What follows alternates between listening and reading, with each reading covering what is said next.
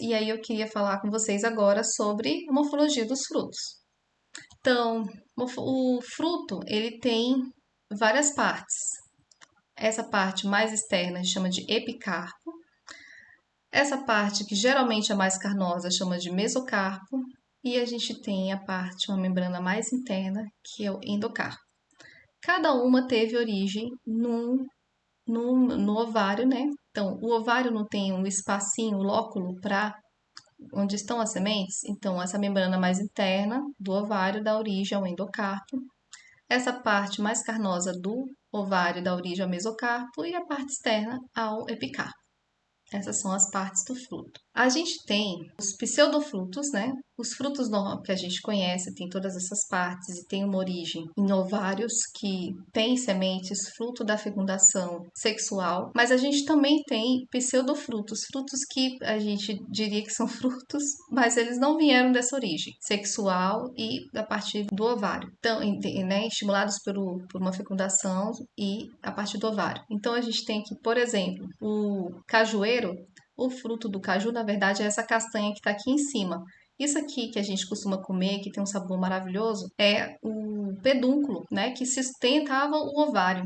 E ele se entumece e tem essa função importante para os animais, ser atrativo para os animais levarem essa semente, esse fruto para longe, e esse fruto está carregando a semente. A banana, ela também é o pedúnculo floral que se entumeceu, né?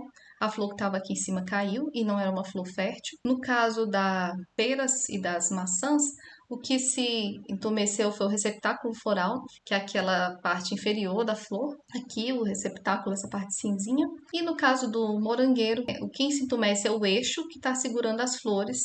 Então, o que a gente come mesmo é o receptáculo floral e os frutos e as sementes estão aderidos ali nele, mas são uma parte menor.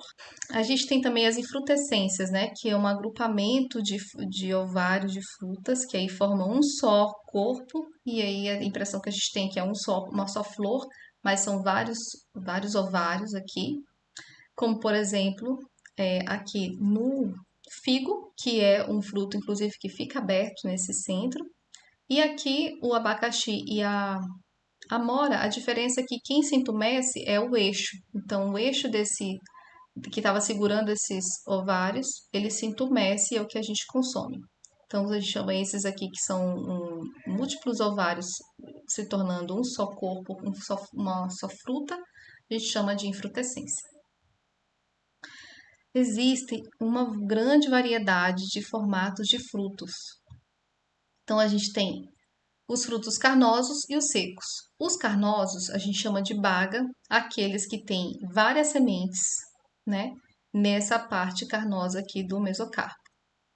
Drupa é aquele tipo de fruto que só tem uma semente, geralmente uma semente dura, no centro, né? E tem uma parte carnosa aqui protegendo essa fruta. Então, uma semente drupa, várias sementes baga.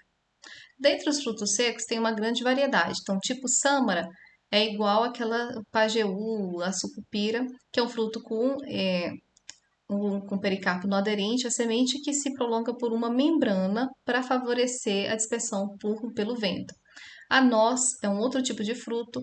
Aquênio são esses frutos que a semente se adere apenas em um ponto, então, por exemplo, dente de leão, aqui a semente de girassol. Cariópsis ou grão é o fruto do milho, então cada grão de milho é um fruto.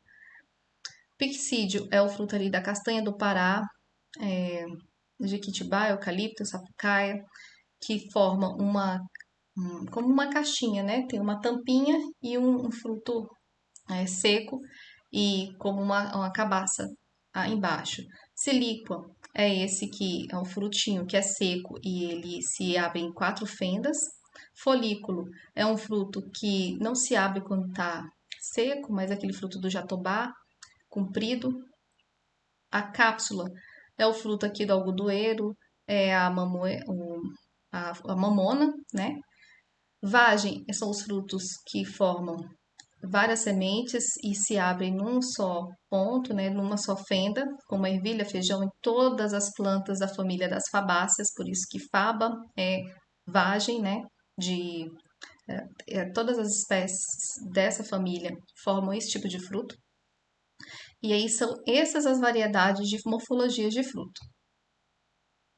Então a gente tem frutos que podem ser classificados em frutos secos e carnosos, frutos deiscentes e indeiscentes, se eles se abrem quando estão maduros ou se eles se mantêm fechados, e ainda frutos só com uma semente, monospérmicos ou polispérmicos.